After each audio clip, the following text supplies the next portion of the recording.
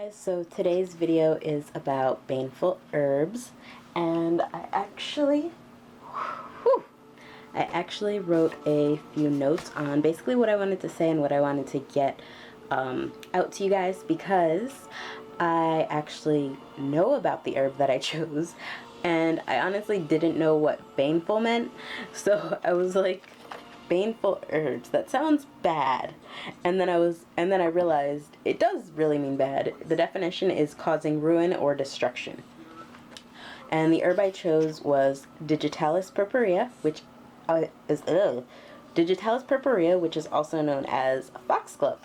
Foxglove is also, it has many other names. For example, another name for it would be Dead Man's Bell, Fairy's Glove, and Gloves of Our Lady. Or the most fun name for me would be Witch's Glove.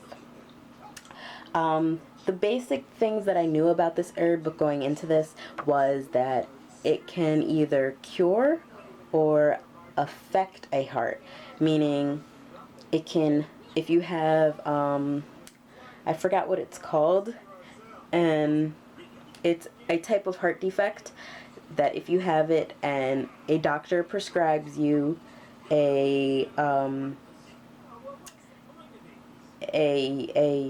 medicine that contains foxglove, then you'll have a normal heartbeat.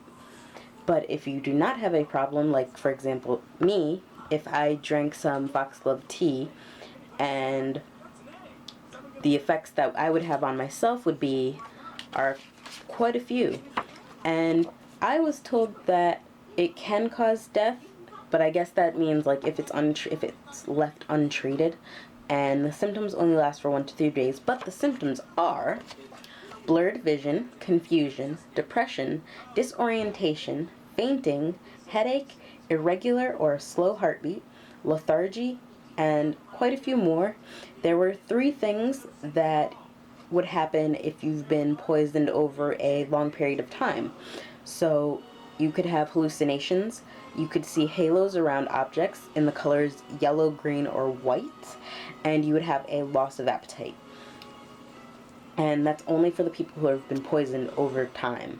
And if it looks kind of green, it's because like these cards are extremely bright, and I don't really know why.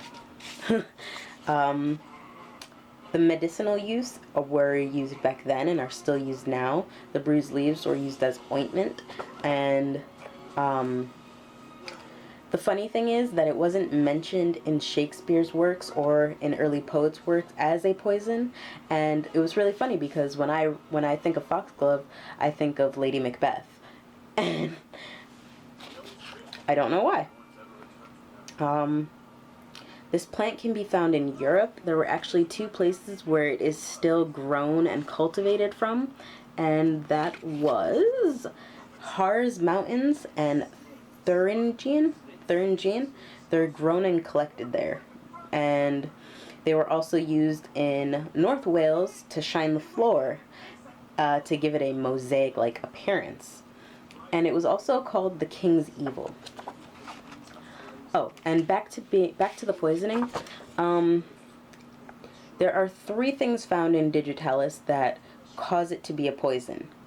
So, poisonous to us. There is a digitoxin, which is obviously the poison, and digitalin, which is a crystalline substance, and both of those are insoluble in water, meaning that they won't dissolve. Digitonin, which is the cardiac depressant, which is why it's used in medicine for heart defects.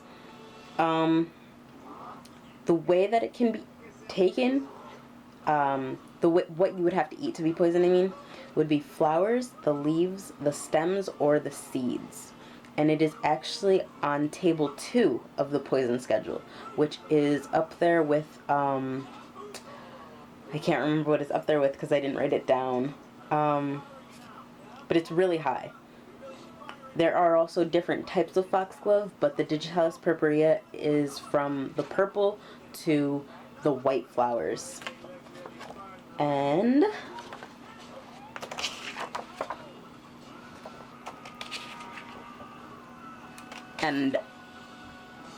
then, I'm just checking if I forgot to mention anything. And no, I didn't, so I'll go into the magical uses. That's my little super bright orange card. The magical purpose is you can use it to protect your home and garden, and it is ruled by Venus, and its element is water. It can be used for dye, so it can make a chartreuse color, and fairy folk like this plant. So when you plant it in your garden, you may have some fairy visits. It sounded like I said fairy visits. And I will leave links down below to different websites that I use to read. There's a lot more on them. And that's it. Bye.